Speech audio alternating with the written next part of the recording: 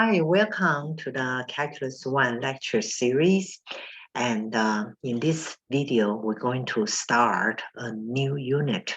And this unit is the integrals. And we're going to start to talk about how do we define the integrations. And in order to start it, the first section, the lecture number 25 for this unit, we're going to start to introduce the area concept, how to find the area under the curve. And also now we're going to use this concept to do one of the application problem we did a lot when we talk about the derivatives, right? We have a position function and the velocity. So, we're going to take a look, if I know the velocity, how do I estimate the distance traveled? How do I estimate back the position functions here? Okay, so now let's go ahead and start. And let's go to our lecture notes here. Okay, so the first things we're going to talk about is how do I find the area under the graph of functions here? All right, so like for example, if in here I have f of x functions. Here I have some function like this. This is my f of x. Then I have a area. The range here is a and b. See here. Okay. So how do I find the area under these curves here? So the way we can do it, we said, okay, because this is curved, right? But we know the other shape. We know how to find the area. We know how to find the area of a triangle. We know how to find the area of a rectangle. So, the approximate area under the curve is I kind of partition these areas here, right? So then try to approximate it by using the shape I know. Okay, so what do we try to do here? So that means let's take a look at the step number 1 here. They said we really want to partition. Okay.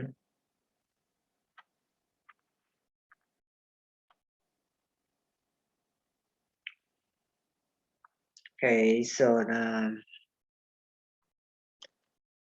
we want to partition this is the interval where I'm going to find so like I want to find the area. So under this curve in here, right? So that's what is the area I'm trying to approximate. So what does this tell you? So let's say, hey, let's try to divide this this distance between A and the B's, right? Let's partition this one into the n subintervals here.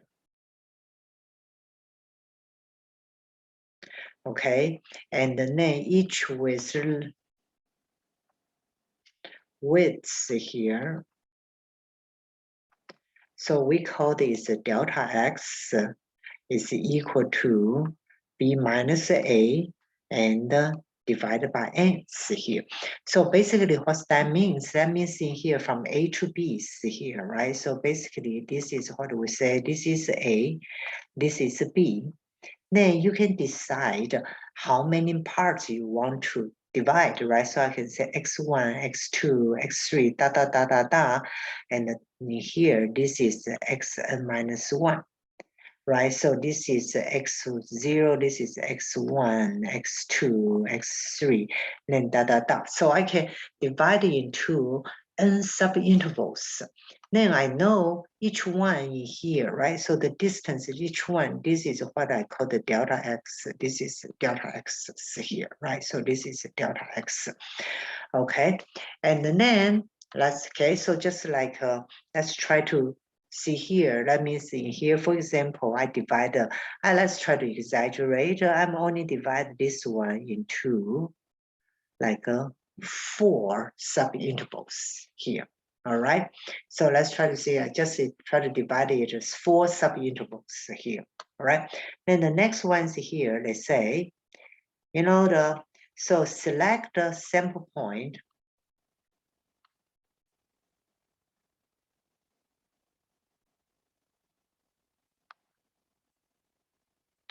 So select a sample point, I call it xi star, and from each subinterval,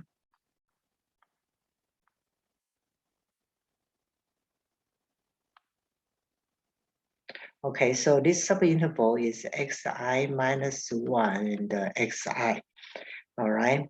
And usually you choose a very systematic way. You can say, I always want to choose the, the left-hand point or right-hand point or middle point.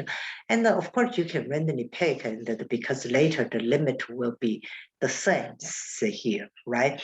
So, but as typical we want to choose is made a very systematic ways here. So for examples here, right? So let's take a look at this one here. I divide this intervals, so I will have four subintervals here.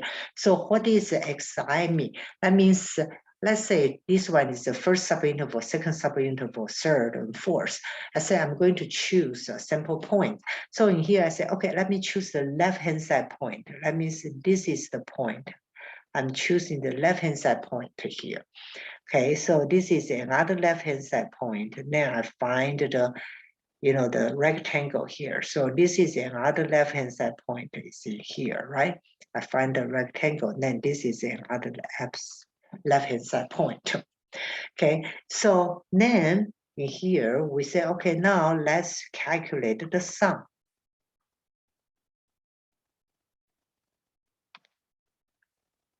Okay, so that means what I do here, I say f of xi times delta x. So this is xi star and I from 1 to n. So this will just be f of x1 x1 star times delta x plus f2 star times delta x and da da da da da to where? To the f of xn star times delta x, right? So what I try to do here, okay, so take a look, like for this example, we said, so I'm using the left-hand side, right? So it's xi star. So this is my first left-hand side for the, so now I use the width times the height. So I'm getting the area of this rectangle. So for the second one, I choose the left-hand side. That means I'm getting the width of this rectangle, right? Then the third one, we choose this one times it. I get the width, and so I get the area, the width times the height. So for this ones here, I choose this one, right? So this is the width times the height.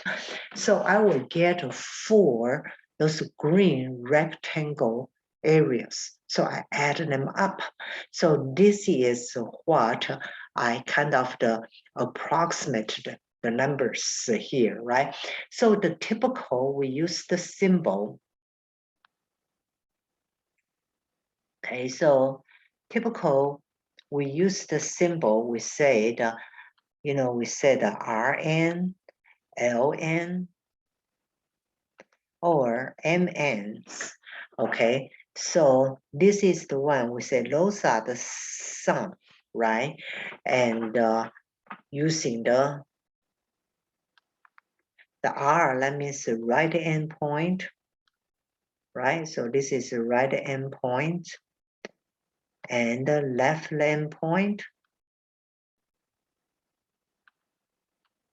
and what? And the middle point, right? And the middle point. So this is just our typical notations here. So for these ones here, I said this green, that means I'm choosing what? The left end. So the sum of here, this will be the left ends, right? So LNs here. So like in here, I can always choose a different one. I said here, okay, let's take a look. If I want to use, the red ones here, so I choose the RNs here, okay? So RN, let's see here, the Rn is right. That means for the first rectangle, I'm going to use the right-hand point here as the height, right? So this is the, so this will be my first, right? So first area of the red. Then the second one is this one is right end, right? So here, this will be my second area. Then the third one will be here. Then I find the areas here. So this is here. Then the fourth one is here. Okay, so the ideas here, so you can see the red is going to be, when you use the RNs, right? So this use the right endpoint. So as you can see, if you use the red, it's going to be a little bit different than the green. But as you can imagine, that's what we're going to talk about. Next topic is when you kind of divide this into a smaller and smaller intervals. So what's going to happen? That these two going to be very close, right? Of course, you can choose another one. You can choose the middle points, right? So as the height. So as you see, when the n getting the bigger and the bigger, then those different like the endpoints you choose, the area will always going to approximate to the same ones here. Okay, so now let's take a look at these examples here. So we said the estimated area under the curve between x equal to 1 and 6, right? From 1 to 6 here. This is the 1 to 6. This is the area I try to estimate. I use the right endpoint for the sample point, and the interval with width is equal to 1. Okay, so from 1 to 6, right? So 1 to 6 is here. 1 to 6. I have 1, 2, 3, 4, 5. Hey, I have 5, and then I want the width is equal to 1. Okay, so now let's take a look. How do I find the estimated points here? So I have 1, 2, 3, 4, 5. So this is my first intervals here, right? So now let me see here, right? So the first interval, I'm going to use right points, correct? So that means I'm going to find this point. I'm going to change the color. I'm going to find this point. This is right points, right? And then I'm going to find so this is the height, right? So I'm going to find this is the first, this is the first rectangle areas, right? So I said, okay, so now if you do a table, it will give you easier. So the first ones here is from 1 to 2, right? So 1 to 2. So then your xi's here, like here, we said the right hand point, not quite 3. So so from the right end, so if you want to is 2, right? Then your functions here, fxi, is not quite 3. Let's estimate. So this is 2.7. Then here, this is f of xi star times delta x. And I know the delta x is here, right? Delta x is it's here. So it's 1, right? All right, so this is 2.7. Okay, so now let's take a look at the interval from 2 to 3. Okay, so from 2 to 3, so it's from here, right? I'm using the right end point. So here, this will be my right end. So I kind of create a rectangle here. Then this is my second one, right? So this is my second rectangle. So let's write it. So what is my xi point? My xi point is 3 here, right? So this is my second intervals here, right? And now fxi seems right at the 3. So this is 3. So fxi times delta x is 3. Then the next one here is 3 to 4. Okay, so the end point is 4. Okay, so that's 3 to 4. The end point is 4. So it's right here. Now I create a right, like a little rectangles here. If you look here, so f of 4 is a little bit above 3. Let's guess is 3.3. So here, this is 3.3.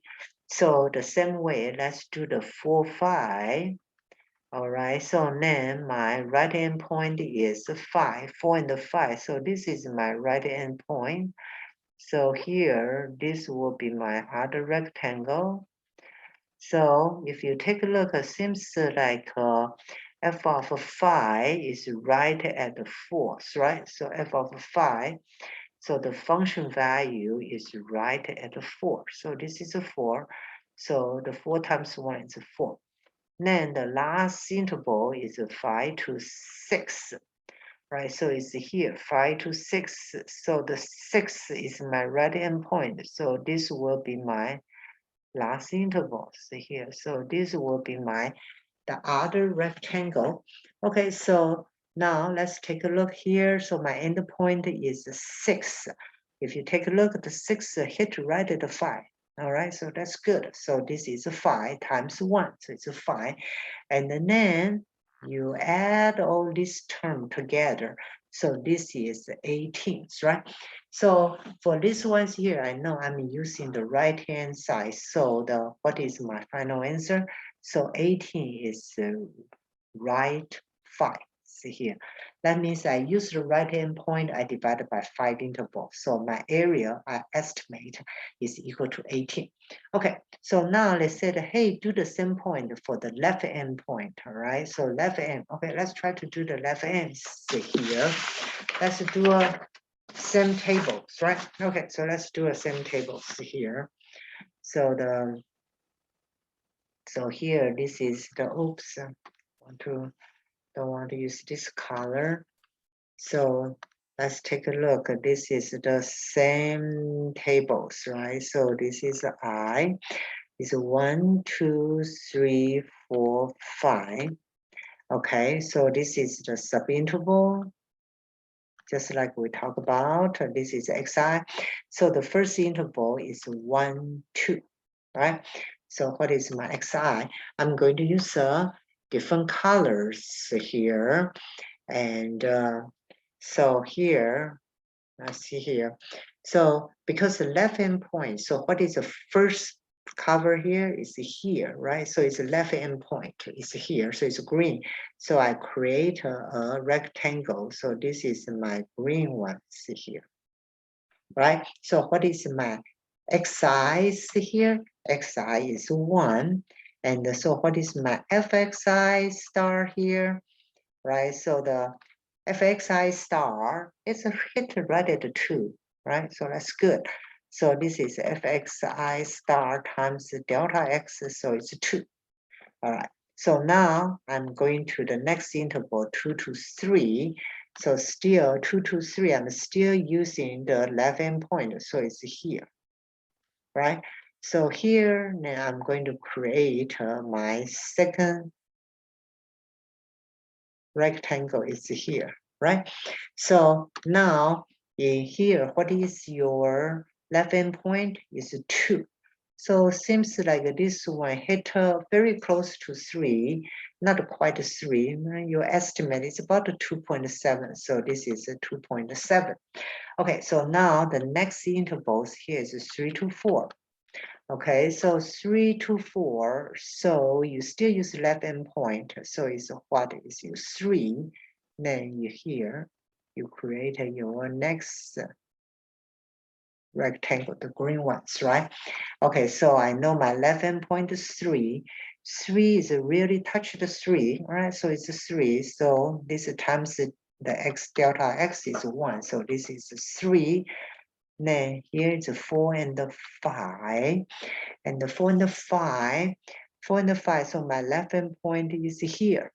All right, so now this is another,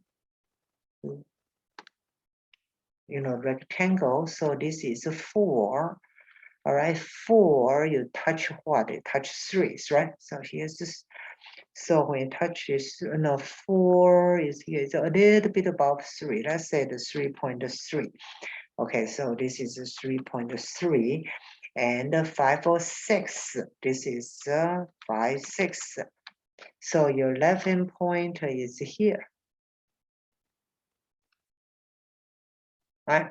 So it's in here. So now your exercise star is 5. When the 5 is hit right at the 4. All right, so it's a force here. So now you add them together. So this one will give you 15 here. And then this one is equal to what? This is left 5, right? And so as you can see, the estimate could be quite different, right? Because it's 18 and this is 15. And also, when you choose because these functions, right? This function is a continuous increasing function. Because this is the increasing function, right? Because this is the increasing function, so that is why your Rn is always going to be bigger than Ln, right? It's because it's continuous. So if you choose the right point, it's always will have a bigger value. Then you choose what? You choose the left points here, right? So this is how do we estimate the area under the curves here. All right, so this is the estimation. As you can see, when the R, the 5, here I only have 5 intervals. The difference is quite big, right? It's 15 to 18. So now the next things here, we say, hey, how about, as you can see, probably, when you divide, here I take 5 intervals. If I divide it into 10 intervals, I think the difference is here because you are slice it smaller and smaller. Then the differences between which endpoint you use should be getting smaller and smaller. So at the last things here, if you assume you can slice it to the infinities, right? And then the area, the true area will just be the limit. All right. So in here we said okay, so we can define okay, so we define the area under F. So we said the area under F and above the x-axis. Okay, and between A and B here. That means if you give me a function here, and this function is something like that, and so I can define the area between A and B here. I can define that I don't need to set its estimate. I can find the area, the true area. So in here, we talk about above axis. Of course, you will ask, how about my function dip below? That's why in the next, I think in the third video for this unit, we're going to talk about how about if you have a functions here, right? So it's not like go like this. Then how do I find the area? We're going to talk about, that's what we're going to talk about in the video number 3. We talk about the next, we call this a net change series here. But right now, let's take a look. It's just like this area above the x-axis. So how do I find it? So let's say then you can say the area here will be equal to the limit n approach to infinity, right? So you slice it to many sub-intervals. And then this is a summation I from 1 to n, and f of xi star and times delta x. Okay. So that means that, this is the sums, right? So this is we just, if you just do a fixed number, this is the estimate. Now we say, hey, let's do this, right? So that's the n approach to infinity. That means I can slice it into many part, the many sub-interval. So as soon as you can slice into the infinity number of interval, then this is the areas will be that's how do we find the exact area under the curve. And then this type of approach, we call this the Riemann Sum Approach. See here, right? Okay, so let's take a look. how do I do these problems here, all right? So I want to find the area, okay, under the curve 10 minus 2x, and the x is equal between 1 and 4. You know, this one is here. I'm going to use this limit concept, you know. So if this is the y equal to 10 minus 2x, x equal to 0, y equal to 10. Y equal to 0, x equal to 5. All right, so this is the lines, right? So this is the line, okay? So it's x equal to 0, y equal to 10, okay? And let me get this better way to do that. So the x equal to 1 to 4, 1 to 4. Okay, so when x equal to 1, y equal to what? Y equal to 8. So it's here. And x equal to 4, y equal to 2. So it's here. So it's, okay, so it's these lines here. And I am trying to find the area under this curve. So that means this is the area I'm looking for here. Okay. Of course, in here you can use the geometry and say, hey, you can find kind of the separate these ones here. You can separate so you can find the triangle, add this rectangle. Okay, now let's take a look. How do I use the limit concept to do that? Right? Okay, so this is between 1 and the 4 here. So the first thing is here, we say let's define the delta x. We said the delta x is b minus a divided by n, right? So b is 4, so it's 4 minus 1 divided by n. So it's how many n's here? This is 3 over n's, right? So between here, so that means in here, this is your 1, this is 4, right? So you divide this into a many subintervals. So this is x1, x2, x3, and then this last one is xn. So this is xn minus 1, right? So then for each here, right? So this one's here, this is my delta x, right?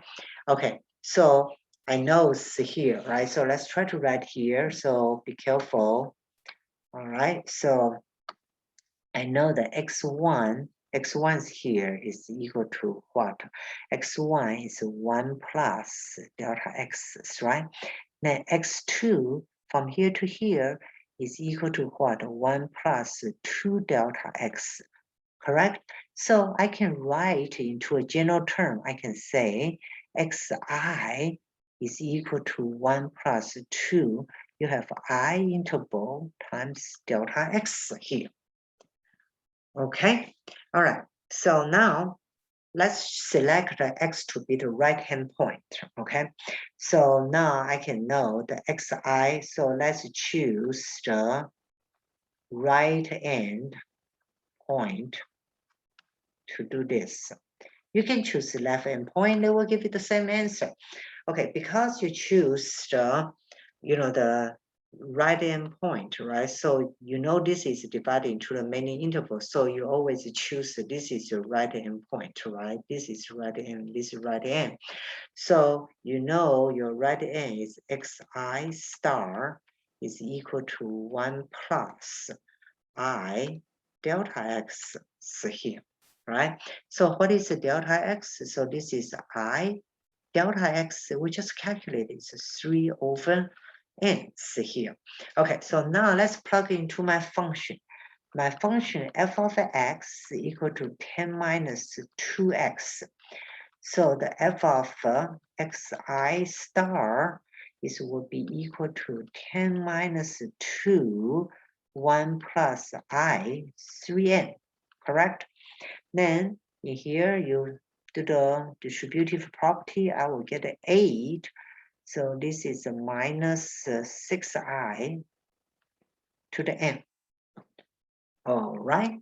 Okay, now let's try to see. So my right hand, right? So I know the approximation, the right hand sum, it will be what? I said I know it will be I from 1 to n if my n is fixed, right? So I have fxi star times delta x. So this is the summation I from 1 to n. So fxi, we just got it. So this is a minus 6i over n. So what is my delta x? High is 3 over n, right? Okay, so let's take a look here. So this will be summation I from 1 to n. So this will be 24n. So far, so good. Okay, so minus 18i n squared. Okay, so now I can separate this summation as the two things. So this is I from 1 to n, 24 over n minus summation I from 1 to n, 18i over n squared. Okay, so take a look here. You know, this summation is to I, but if you take a look, right? So if you take a look in here, you know, this one's here has nothing to do with the i's, right? So I can take the 24 over n out, then this is the summation I from 1 to n. When you take this out, it will just be 1, correct? Okay, so this one's here. I do have I in here, right? So then we minus here. This is 18. I can take it out without the replace the I. So this is the summation I. This is y I from 1 to n. Okay, so now in here, let's take a look at here. This is a 24n, right? So for these items here, take a look here. So for this ones here, you add 1 how many times? I equal to 1 plus 1 plus 1 till all the way to n, right? So this term is equal to what? Equal to n, so you times n. All right, then this is 18 over n squared. And this sequence we know is very familiar. It's like 1 plus 2 plus 3 plus da da da to n. So what is, you know, what we learn in the algebra, you know, in the algebra, what is this sequence? Is 1 plus 2 plus 3 plus n. So what is this one's here? Is 2 to the n plus 1. Right? Okay, so now this one's here will be 24 minus 2 and 18 is 9. So this is 9 n plus 1 times n over the n squared.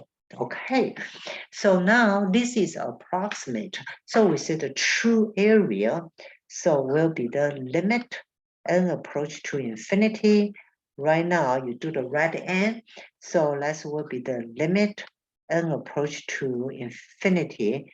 This is 24.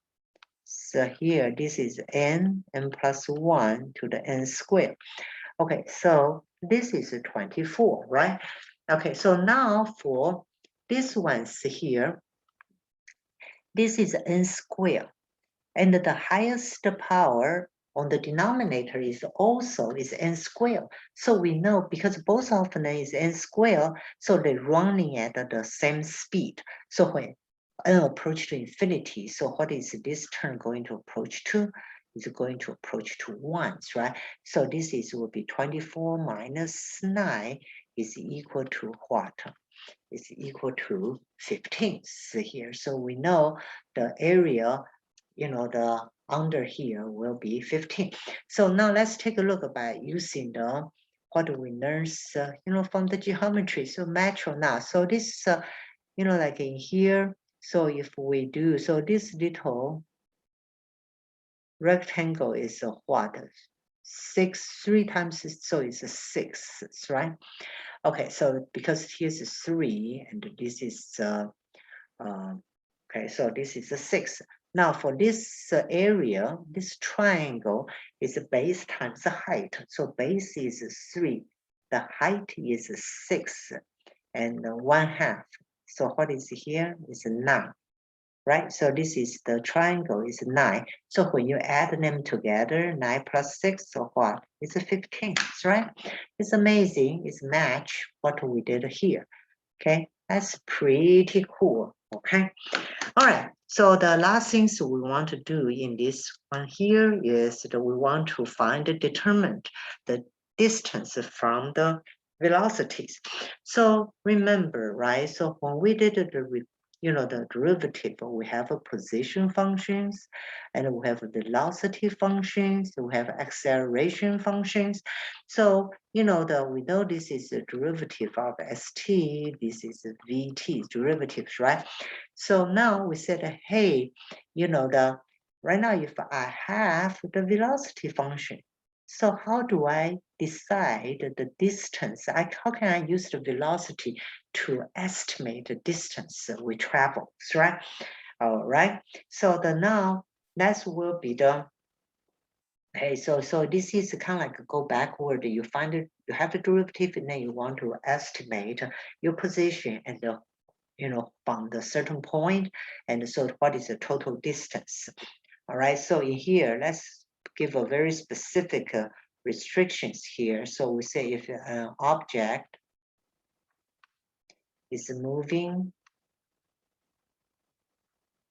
along an axis in a positive direction,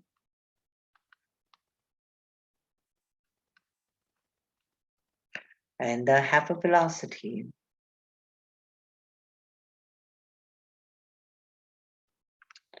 of vt equal to the ft. Right? So I have this velocity. Then the t is from the A to B. And then we set the limit. All right, so the n approach to infinity, the summation, and I from 1 to n, f of ti star to the delta t is the distance. So this is equal to the total distance traveled. So what is this one telling you? So this one telling you here is if you have a functions here, right? So it's telling you if this is your velocity function. Let's say this is vt here, and you have time between A and B here. Then what is that means here? So they said that if this is your velocity, then the area under the velocity. So if this is the area under the velocity, so this is the same thing, it's kind of like it's the distance, the total distance to travel, because that's why we said that the relation between the velocity and distance, right? So this is the distance, it's the area under the velocity functions here. All right, so let's take a look at the examples here. Let's see what that means here. All right, so we say Mary rode her bike from the home to the park between 10 and 10:25. Okay, she recorded velocity reading on her speedometer every 5 minutes. So estimate how far he traveled. Okay, so I have here. So basically, so we say, hey, if we want to estimate, right? So I said, okay, well, let's try to see. Let's see, maybe I have 5 intervals. I can say, because from the, 10 to 10:25, then if I take 5 intervals, and then each one will be 5 minutes. How convenient here, right? So now here, this is the sub-intervals here. The first one here is what? From 10 to 10:05. Then in here, you say, what is my TI star, I'm using left hand or right hand. Well, let's use left hand, okay? So while ago we used right hand, so this is used left hand. Left hand, that means this is left hand, that means at 10 o'clock. Okay, then let's see what is my f of TI star.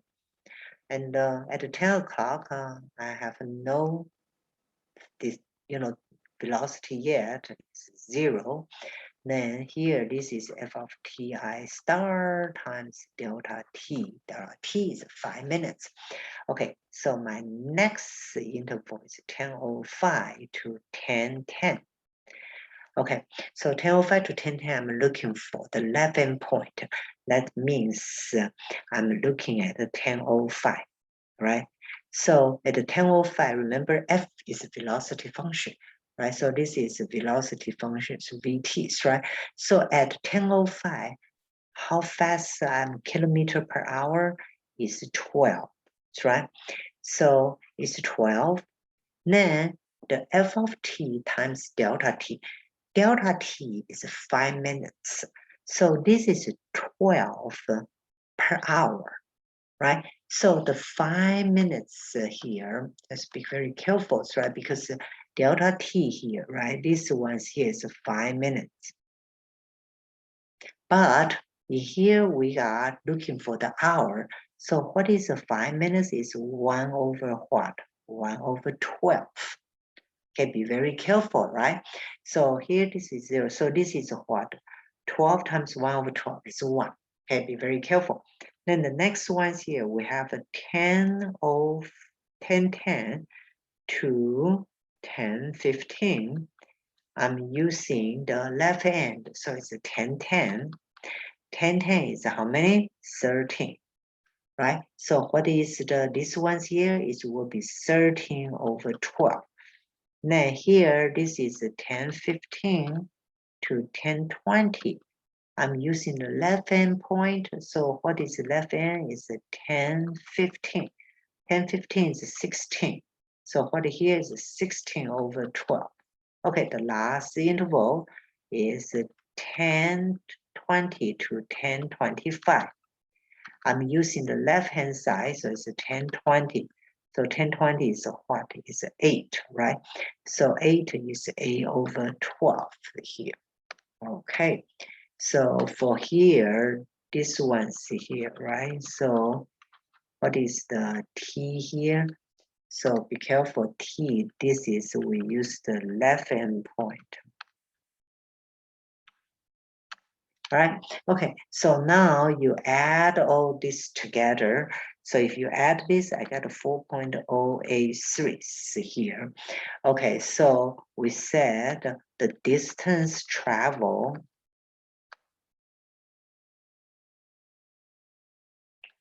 all right, so the distance traveled is approximately, it's about a 4.083 kilometer, all right?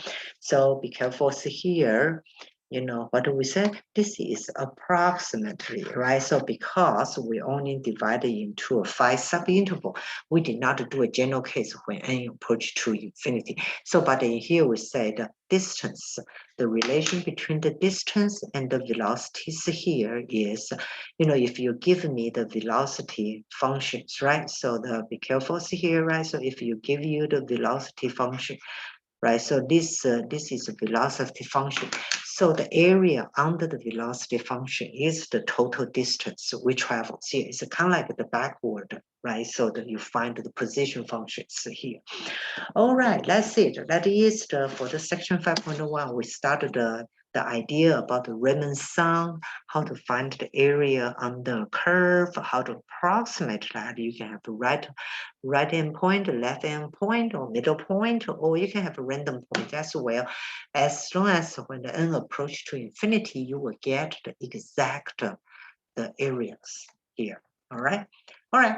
That's it. And let's talk to you, and looking forward to talk to you in our next sections here. Okay, bye.